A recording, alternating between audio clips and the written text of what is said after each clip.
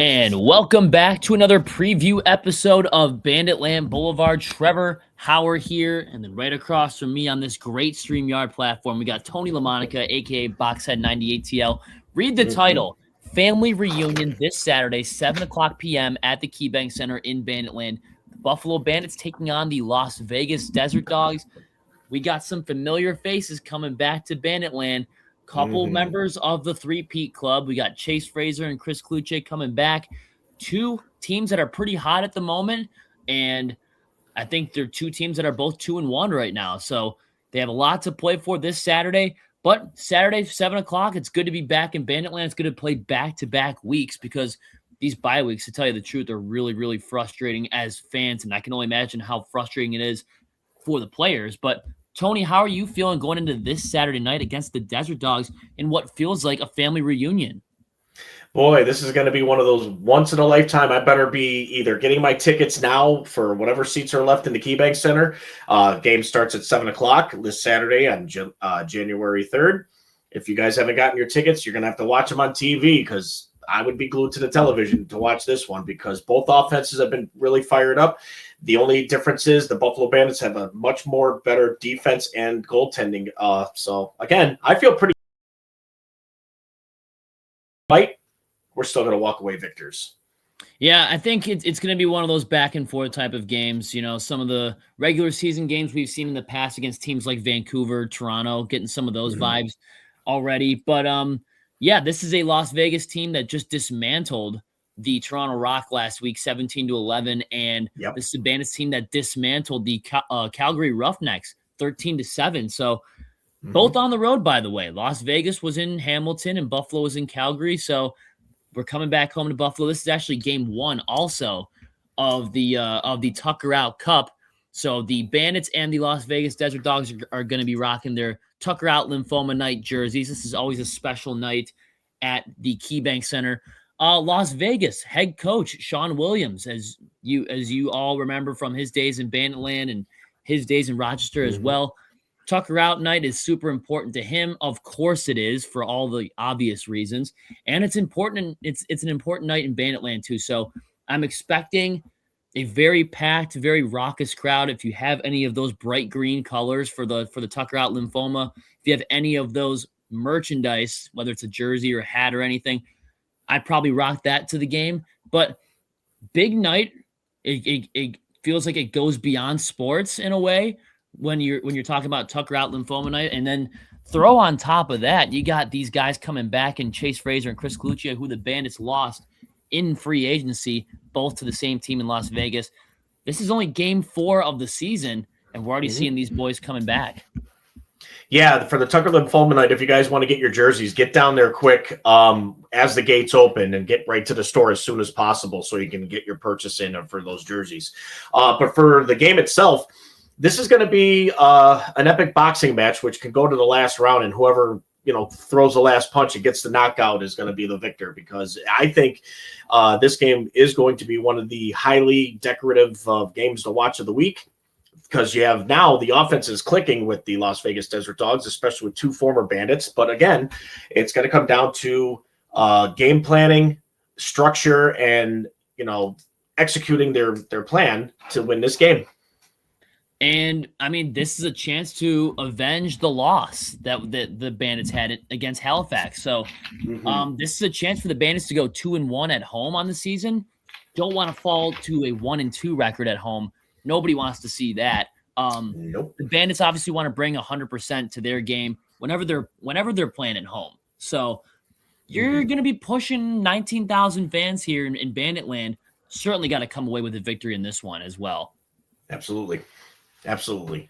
You can't expect anything less from the defending champions to do any less. So it's going to be a good game. I mean, I think it's going to be back and forth, kind of like what you said before.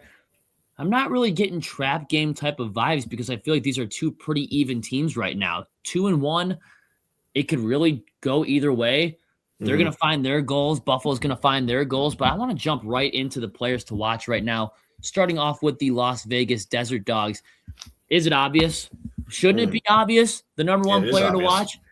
A guy who could have been if it wasn't for Ian McKay being absolutely on fire in the 2025 NLL Finals, this probably would have been my runner-up, or I don't know, he was up there for MVP of the finals last year. Chase Fraser. I mean, this guy is a beast. He still is. He still owns Toronto. He scored 3 goals on Nick Rose like he normally does. And when the Bandits met Las Vegas in the preseason, I know Chase Fraser scored a couple goals at the KeyBank Center as well. So this is a building that he knows. This is a building that he's very familiar with. He's had a ton of success in this building. And this is a guy who's faced against Matt Vince in practice for countless years as a member of the Bandits. He knows his weaknesses. He knows his weak side. And look at number 8. That's right. He's not number 95 anymore. Chase Fraser's number 8. Look at him trying to pick the top corner on Matt Vince a couple times. And I think no matter what, he's going to score a couple. He might score 3. He might score 4. Chase Fraser is one of those guys where you have to limit him, or else he could go Captain Insano mode. He could go for that 5-goal sock trick type of game. And throw on top of that, we've seen what former Bandits do to this team whenever they face against the Bandits. I mean, Ryan Benesh was notorious for scoring sock tricks on this team. 5-goal games against this team. Corey Small, same with him. Sock trick. Former Bandit, seemed like he scored a sock trick every time he faced us. Chase Fraser is one of those players that you love to have on your team, but we get to see from this point on, do we still like him when he's playing on the other side and doing his Chase Fraser antics against the Buffalo Bandits?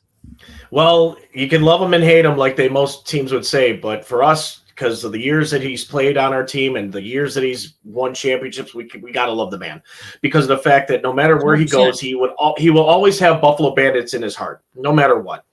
But Mr. Highlight Reel, the man who's been on the Pat McAfee show, who knows how to score insane goals, no matter having a defender on him or just blindside, making the goalie twitch. I don't know if he's going to do the same thing to Matt Vince, behind the back, between the legs, you name it. But Matt Vince is going to have to be A+ sharp against him when he gets any shots on net against him. So I do like that, because of the fact that when we talked to Chase when he was here, when he celebrated the banner raising, I basically told him, just be yourself.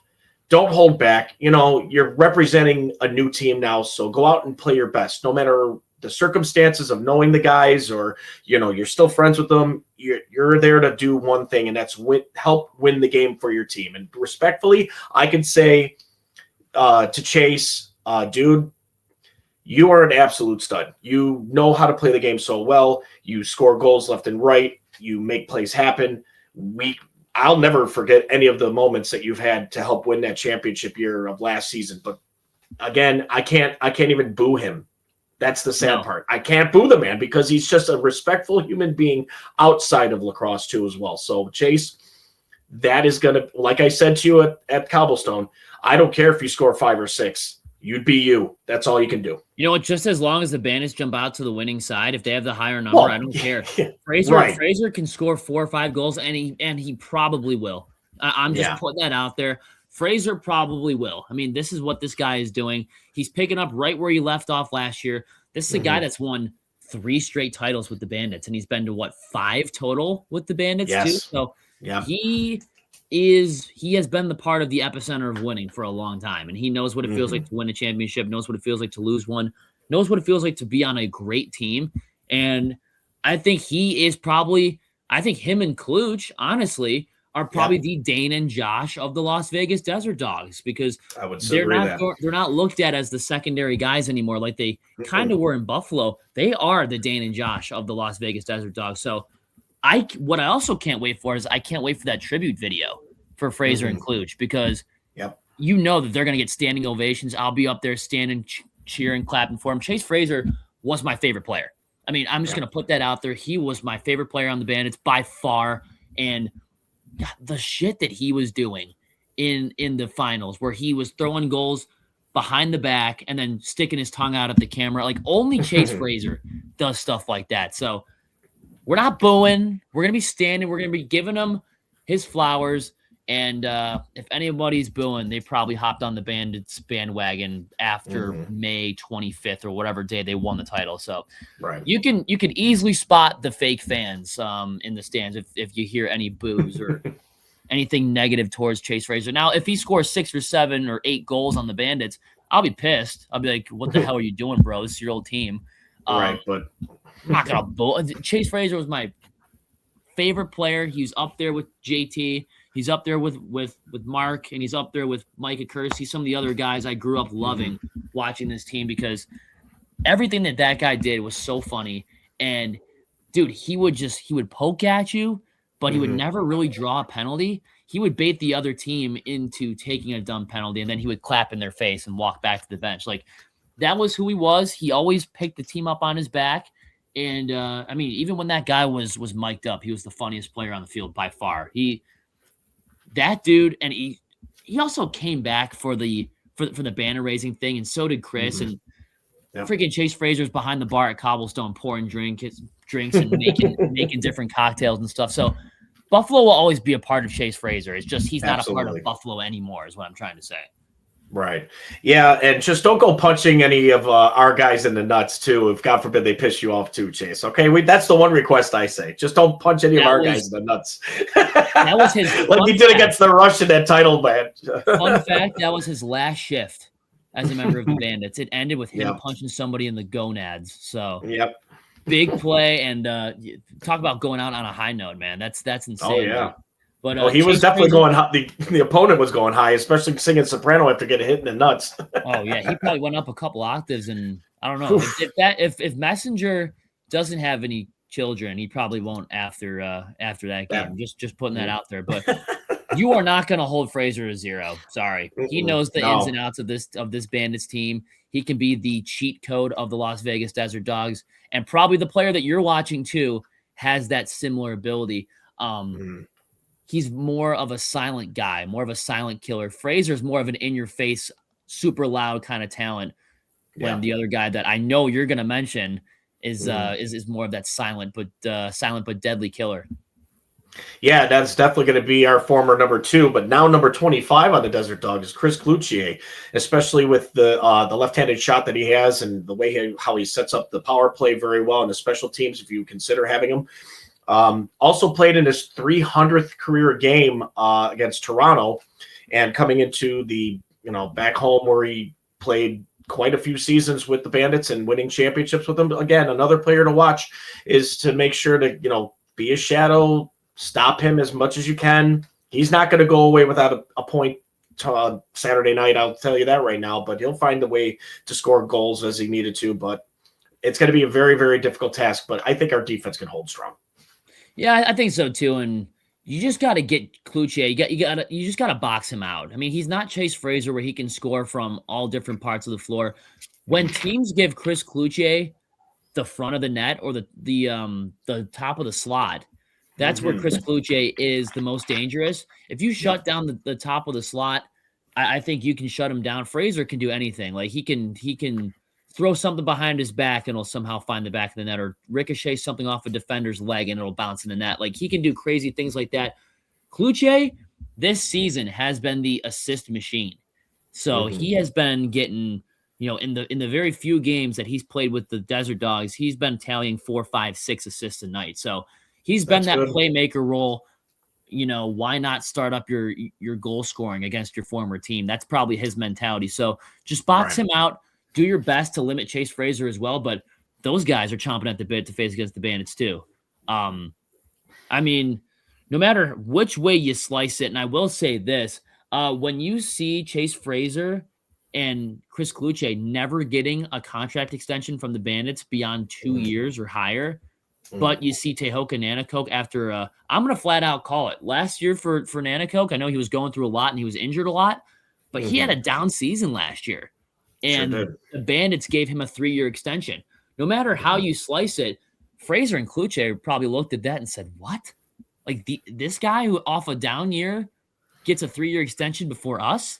Like that's I might be speculating that there, but you got to think of these scenarios, especially when you're on a show like this. But that's sort of the reality of it all. If Chris Cloutier doesn't play in that game 3, I don't know if we win game 3. Just putting that out there last season. If Chris Cloutier doesn't play, I don't know, truthfully, if we win that game. And he was coming off of a injury-riddled season too.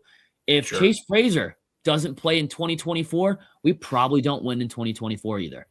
So these guys that have earned that contract of 3, 4, 5 seasons, and us on this show, you can go back and listen to some of the shows from 2 or 3 years ago when we were saying, why is Chase Fraser not on a 5-year contract extension like Dan and Josh? Why is Chris Cloutier why does he keep getting these 1-year extensions? Well, they have the opportunity now. They each got 3-year deals in Vegas, and they're off doing their own thing. So I'm just going to put that out there as well. They're probably chomping at the bit to go in there and play spoiler against the Bandits and be like, this is why you should have given us those 3-year contracts. We could have been doing this for your team if you kept this up. But you got to think of these little scenarios that pop into your head. One of the other players that I want to watch is that I'm very curious about is Landon Kells, the goaltender for the Las Vegas Desert Dogs.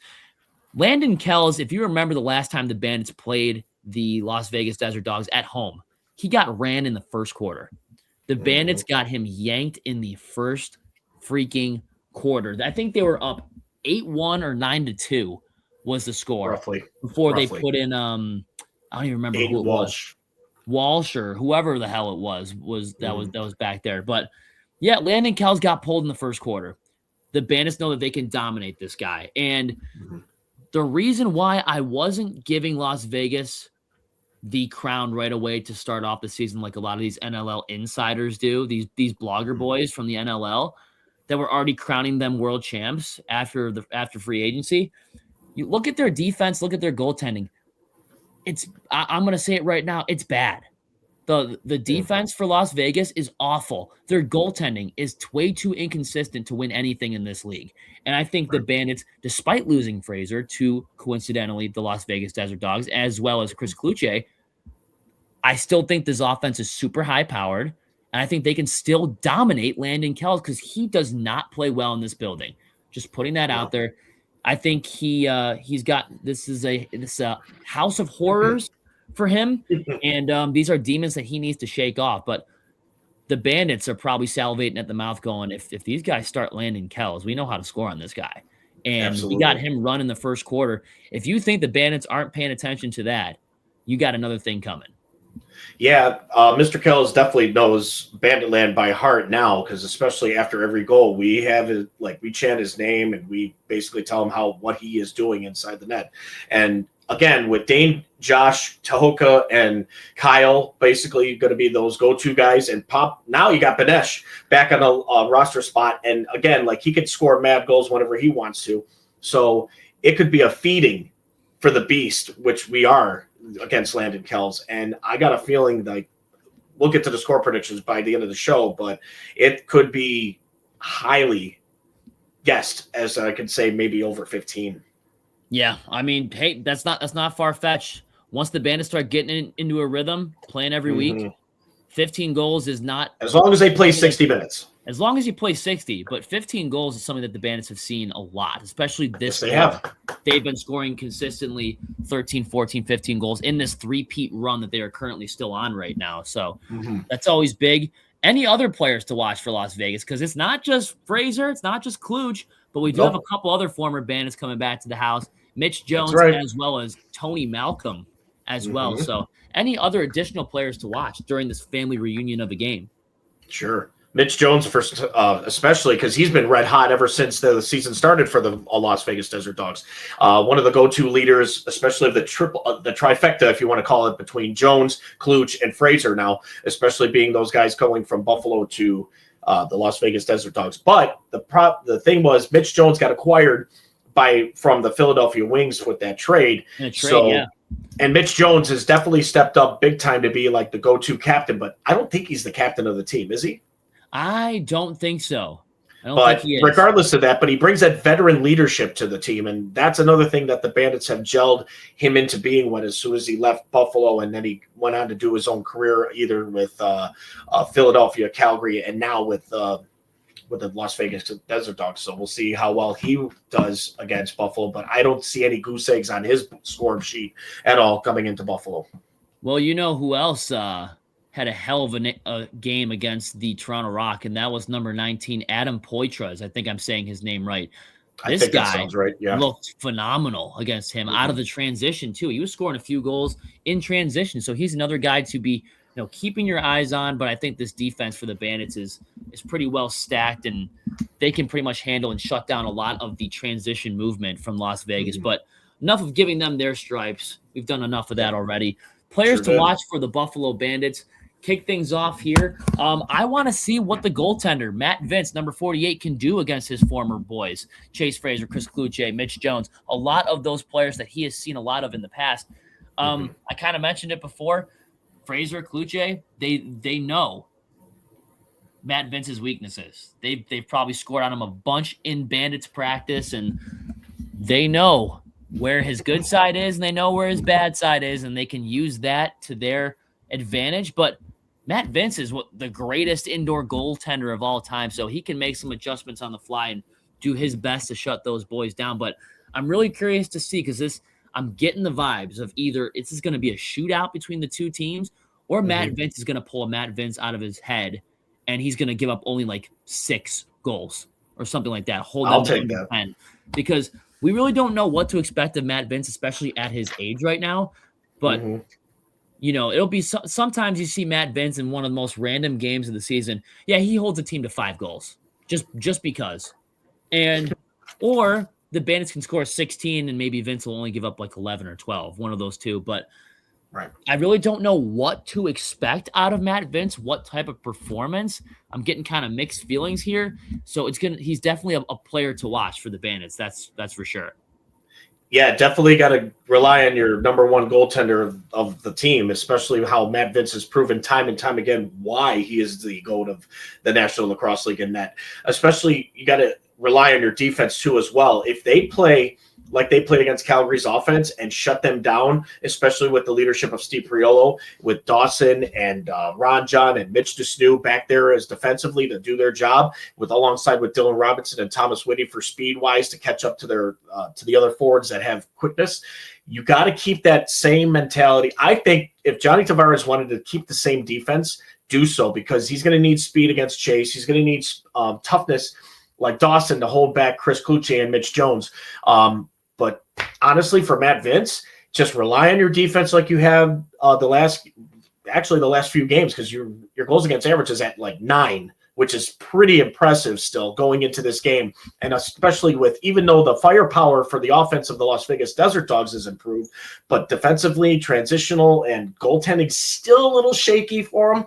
But that does not mean they have, they can sneak under the radar and still beat you, but you got to take no team lightly, especially in this league, too soft. You got to go in there, go gun-ho, and just prove a point why you're the champs of the National Lacrosse League. And there's really no one that's more experienced in that regard than Matt Vince. Matt Vince. Guy who's won all these titles. He's 3-peated twice in his career. And so if you need somebody to make an adjustment, that he is your guy. He can read a game very, very quickly. He makes some great halftime adjustments. We've been seeing that. Doesn't matter normally what his age is. Matt Vince is going to play like Matt Vince, whether you like it or not. It's very rare to see a stinker coming from Matt Vince. So I will say that. Another player that I really want to watch, you can pick out a whole roster right now of players to watch. I kind of want to see what Ian McKay has up his sleeve. I feel like he's overdue for a 4 or 5 goal night. We saw a lot of those 5-goal games from Ian McKay last year. Why not against a goaltender that that you can dominate against? Find Ian McKay wide open, and good things are going to happen when you give number 4 the freaking lacrosse ball. Yeah, you got to give opportunities where they knock, and especially how Ian McKay is slowly, gradually getting back to that. I can score at least as many goals as Josh Byrne and Dane Smith can score every night. Give number 4 an opportunity to prove himself. He could be like that sidearm shot like Chris Cloutier has been doing, or he could be the go-to playmaker like Dane Smith has been. But again, that's on Ian McKay to get himself back into the rhythm and get into the game plan that the Bandits have brought up. But also, the fact that you got to give the secondary of our roster that's now the opportunities of a lifetime to, instead of having to wait buried on Dane Smith and Josh Byrne every freaking game, give Ian the ball. Let's see what he can do. Give Ryan Benesh the ball. Let's see what he can do. Give Tahoka a chance. Give Clay Scanlon. The guys that we mentioned last game stepped up and at least scored a pair. That's the thing you got to understand is if you get that little bit of weight off your shoulders and you feel lighter, you're a lot faster, you think smarter, and you just do your job. That's all there is to it. If everyone on that roster does their job like Ian McKay should, Ian McKay will probably see 4 goals out of the man if necessary. But I do like that pick because Ian has been on the hush-hush of late. So we'd like to see number 4 start to produce a little bit more. And on nights where Ian McKay is scoring 4 or 5 goals, that offense entirely is in a rhythm, and it's hard to beat the Bandits when it's like that. So when Ian McKay's having a great night, the entire team's having a great night as well. You love seeing that. Tony, any other additional players to watch for the Bandits going into Saturday? I'm gonna say this like I said it 1,000 times every time the man steps on the floor in the offense, and that is number 91, Kyle Buchanan. Buchanan is the go-to loose ball for the offense to keep the clock fresh and to keep the offense on the field as much as possible. He needs to continue whatever he did in Calgary. Bring that mentality to this Saturday as well. Be faster than your opponent. Get to the loose balls fast first before they do, and create madness. Scanlon is starting to see that also as well, and he's getting to the ball faster. He's making sure to fight for the possession for the Bandits offense to stick on the floor. But the only thing I like better, and the veteran leadership like Kyle brings, he finds a way to either score goals when he needs to, or he creates an opening for an offensive player to be open. So then it's either Dane or Josh or Tahoka to score that, that open lane goal like we all want to see. So I love how Kyle Buchanan is finally starting to get that I could get 5-6 points per game mentality back in his rhythm. And I do like that. And I want to see Kyle do that again this Saturday. And we know that he's capable. His track record says it. Same with Ian McKay. I mean, Bucky and McKay were the most consistent players on the team last year, argue with a wall. Those guys, no matter if they were streaking or if they were in a little bit of a rut, those two were the most consistent players every single game. While Dane may have had an off night, Bucky had a great night. If Josh had an off night, Mickey had a great night. If Clay Scanlon, Chris Cloutier had an off night, Ian McKay and Kyle Buchanan were always there, and they were always scoring. So 2 very, very good picks. I want to get into also what are our keys to a Bandits victory. We really don't know what to expect going into this one. Both teams are 2-1. Family reunion. The vibes are going to be there. The Tucker Out Lymphoma Night, the tribute videos. It's all going to be crazy because it's all happening at the same time. My number 1 key, though, I want possessions. And with possessions, you need 2 things. Number 1, face-offs. Get it together, Farrell. We need face-offs. We can't be going 8 of 24 again. Because if you give Fraser, Cloutier, Mitch Jones more possessions, they will score. They will score. Tighten up. Be better. Be smarter. Be better in the face-off dot. Also, loose balls. Those are possession makers and possession killers. I'm glad that Kyle Matisse is fully healthy. Ron John is out there. Loose ball machines between those two. Thomas Whitty's fantastic at scooping those as well. Nick Weiss is great. Mitch DeSnew, keep this up. We cannot give up any free possessions to these guys. So no face-off violations. Battle it out there in the face-off dot. If you remember last year, Connor Farrell dominated the Las Vegas Desert Dogs in the face-off dot. They took a 9-1 first quarter lead. And the game was over by that point, even though Vegas did make a little bit of a push there towards the end. The Bandits, the game was over after the first freaking quarter. So get all the possessions that you need. You know that you can score on this goaltender. Scoop up the loose balls, win faceoffs, win this damn game, fellas. Yeah, like last time that we played against them and we had that huge lead, we still only ended up winning 13-10 in the meeting that we had. And they didn't have the players like they have now. So you can't go by that kind of strategic way of trying to win this game. You have to play full 60 minutes of lacrosse. You don't just stop when you're up by 2. You play through until the final buzzer is sounded. And the only way you're going to beat them is by beating them every quarter. I don't even care if it's by 1, by 2, by 3, whatever. I want full gas pedal to the floor, 60-minute battle to the very end, and you guys walk away as victors. But the only way you're going to do that is you do not quit on any given play. None. That's the only way. Can't quit. So as that being said, that means let's not overexceed on the passing. We'll do less passing, more shooting. And I'm not saying we haven't outshot our opponents every single game so far, which we have. All 3 games we have outshot our opponents, but I kind of feel like we need to still get above that 60 or better shooting. I don't care if it's spot on right on the goaltender, but as long as he's starting to get tired, you're going to wear him down to where it's like, okay, I'm losing air. I'm not going to be able to keep this up. I'm going to get exhausted. Bury shots on this goaltender and make him commit to defeat. And that's all I got to say about that. Just keep shooting on Landon Kells, kind of like Nick Rose, shoot low. Landon Kells is already uncomfortable in that building. If you can shoot the ball and pepper him, make him more uncomfortable, he's going to be more vulnerable. He's going to give up a lot of goals. Just putting that out there. He will. He absolutely will. And if you look at these 2 teams side by side, they're both 2-1. Goals for, they both are tied 36 apiece for goals for. Wow. So very, very similar offenses between the 2 teams. And you're going to get that with Fraser and Cloutier just being on your team. That's your offense will inflate tremendously. And Mitch Jones acquired in the trade as well. When you bring those 3 to your team, that's going to inflate the stats on your offense a bunch. The only downside is, and this is why the Bandits are favored in this game. This is why the Bandits are favored to win this game. The goals against is 35 for the Desert Dogs. They only have a +1 goal differential. The Bandits have 27 goals against, and they have a +9 goal differential.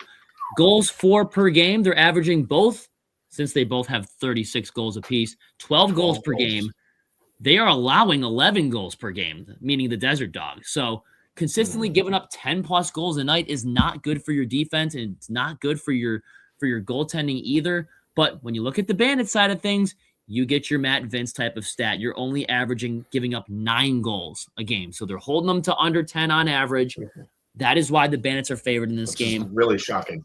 So when you look at those stats, very similar offenses between the 2 teams.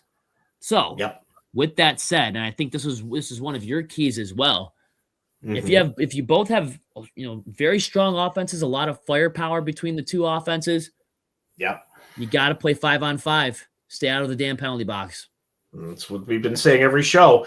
Can't take any dumb penalties against any team that could be a threat to you, and that's everybody. No matter what, when you're on the top and everyone's trying to come for your title, you're going to have to take every team never too lightly. You're going to have to go in there, prove why you're the best, and say, look, you're going to have to literally kill us if you want to have this title shot. So come out flying, stay out of the box, back each other up. Protect your goaltender at all times, but don't take any dumb penalties. I mean, last game wasn't that bad. I mean, it was only 9 penalties given up, or penalty in minutes given up. But other than that, you guys stayed smart.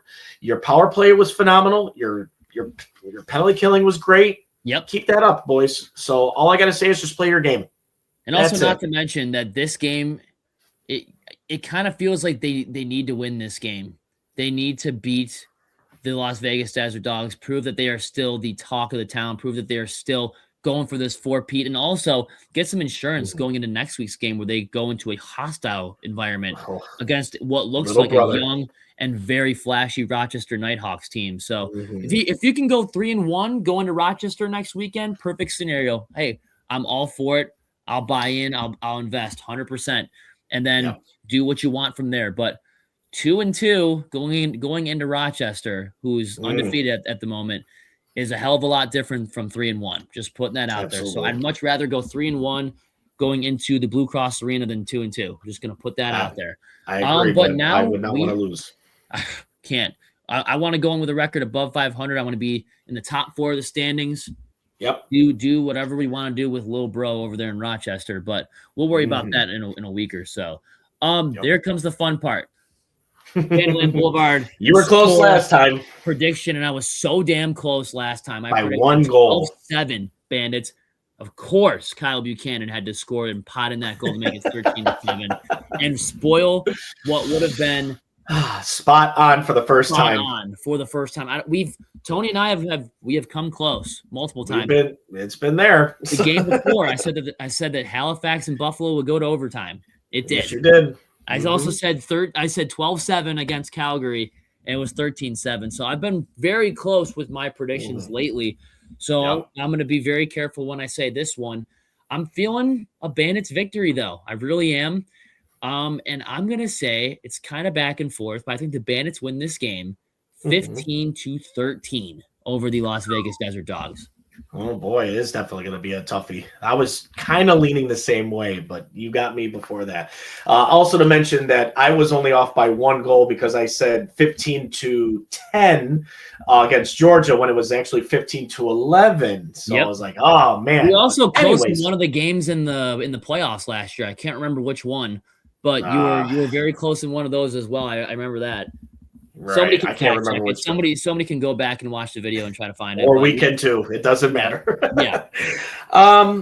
Okay, well, since you went 15-13, and we do mention the little tweaks that we have the slighter better defense and the much more anticipated goaltender in much Vince. Better goaltender, yeah. So with that being said, I got a feeling it's not going to be a walk in the park. I'm not going to take Las Vegas Desert Dogs lightly. But again, it's going to be a much different outcome. And I'm going to say Bandits will make a statement and they will win. I'm going to say Bandits 16, Desert Dogs 9. 16-9. Hey, big 7-goal win would shut a lot of people up. I'm putting that out there too. Just saying, if they want to go in there, they want to curb stomp them, I'm totally fine with that too. Do whatever you can to get a victory. And then we can worry about the Nighthawks next week. But you got it right here. 15-13 from me and 16-9 from Tony. Tony, with that said, family reunion's coming up now in a couple of days. I can't wait for it. But we got the preview for you. We got the preview for the folks out there, for all the Bandit fanatics like us. I think right now, at least we're predicting a victory. Looking on to 3-1. Keep this 4-peat campaign strong and keep our record strong. But with that said, time to shout out the sponsors. Absolutely. Banditland Boulevard is brought to you in part by Mitchell's Tavern, located at 734 Sheridan Drive up in Tonawanda, New York. Guys, if you haven't don't even know about Mitchell's Tavern, Banditland Boulevard is your answer. Myself, Tony LaMonica, over there is Trevor Hauer. We are telling you to go check out their food and service. I guarantee you, you'll be treated like family. Also, if you guys are up in that area and you decide, well, the bar was fun, but we need to go to another place. Well, here's another one. It's called Beer Kind Brewery right up the street at 2765 Kenmore Avenue in Tonawanda. If you guys like your draft beers, you like your different types of choices, go up there and check it out. They have all different types that you guys will like, and they will, like I said, this is the Kenton area of the place, so go and check it out and see what you like about it. Also, we'd like to thank Herney's Journeys. If you guys want to book your next trip or vacation spot, contact Suzanne Pike at herneysjourneys.com. Let her book your next big adventure. Also, we'd like to thank our final sponsor is Nino's Pizzeria, located at 2 locations at 1737 Orchard Park Road in West Seneca and also at 315 Buffalo Street in Hamburg, New York. If you guys like to try out some new pizza, wings, subs, you name it, they will make it as fresh as possible, as you like it, only in America. And for those watching us live here through YouTube and StreamYard, we'd like to hit you, give us that like, subscribe, and hit that notification bell every time you see us on board. That's Trevor Howard. I'm Tony LaMonica. You'll be seeing us. This is who we are. We want you to be on board. If you guys want to be on the show, please contact us, message us on Facebook Messenger or Instagram, you name it. But if you guys want to be a part of the show and you want to give your insights in, please contact one of us. We will be more than happy to put you on the show. Also, for those listening in on our tablet, which I have, on your phone, your radio, on Spotify, give us that 5-star rating. Every time we talk about nothing but the best things about our boys in orange and black, your Buffalo Bandits. Your 3-peat Buffalo Bandits, your 7-time undisputed champion Buffalo Bandits, and we're going for that 8th title this year. Don't you Don't you settle us short. Times. Do not sell us short. We are the undisputed champs here in the National Lacrosse League. But whether we win 16-9 or lose 16-9, hopefully we win 16-9. It's better than my 15-13 prediction against the Las Vegas Desert Dogs. No matter how many players we lose in free agency, and we're facing them on January 3rd, 2026, we always end the show with 3 simple words. And Tony, even though they're right in front of me, what are those 3 words? As Chris Swenson always says during the Bandits games, in 3, 2, 1, let's go Bandits! Let's go get them, boys.